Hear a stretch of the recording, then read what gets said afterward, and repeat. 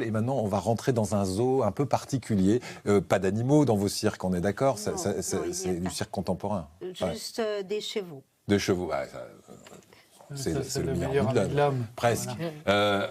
Patrice, on va parler d'animaux avec vous, mais d'une bestiole très particulière, une drôle de bestiole qui s'appelle le tardigrade. Le tardigrade, ça veut dire marcheur lent en fait. C'est un organisme dont j'ai déjà parlé à plusieurs reprises dans cette émission. En fait, c'est un micro-organisme de 0,1 à 1 mm qu'on trouve un peu partout sur le monde, sur la planète, qui a une tête un peu étrange quand même, il faut bien le reconnaître.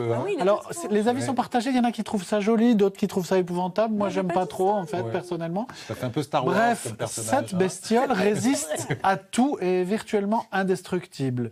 Donc, en fait, on le met dans le vide spatial, il ne meurt pas. On le met à la chaleur extrême, dans la glace, il résiste.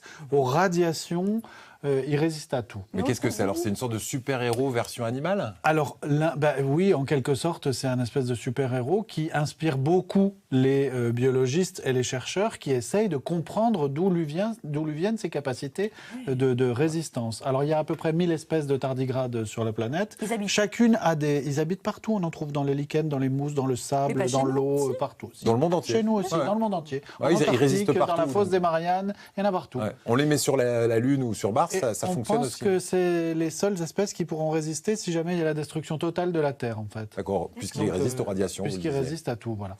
Et en fait, on a décrypté leur patrimoine génétique à la fin de l'année 2024, donc il y a quelques semaines, et on a découvert qu'il y avait des mécanismes de résistance et de réparation de l'ADN extrêmement sophistiqués, qui sont en train de commencer à inspirer la communauté scientifique pour inventer des nouveaux traitements et des choses comme ça. Incroyable. Et ils ont aussi un mécanisme très particulier de résistance à ce qu'on appelle le stress oxydant, c'est-à-dire les molécules qui viennent attaquer les protéines dans nos cellules et détruire les protéines et l'ADN.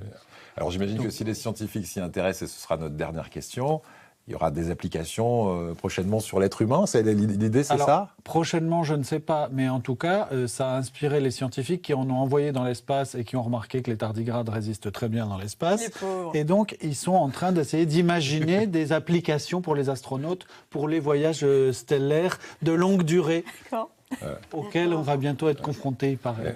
Et les tardigrades résistent à l'alcool ou il faut qu'ils aient de dry? Alors, c'est une bonne question, je ne sais pas. Je n'ai pas demandé si on avait le dry tardigrade. On va essayer de faire un tardigrade. En tout cas, merci, c'est toujours étonnant.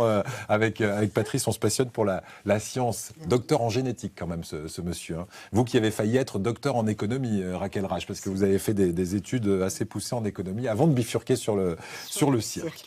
Raquel Rache est notre invitée, la directrice de la Biennale internationale des arts du cirque. Ce sera du 9 janvier au 9 février cette année. Allez-y, 66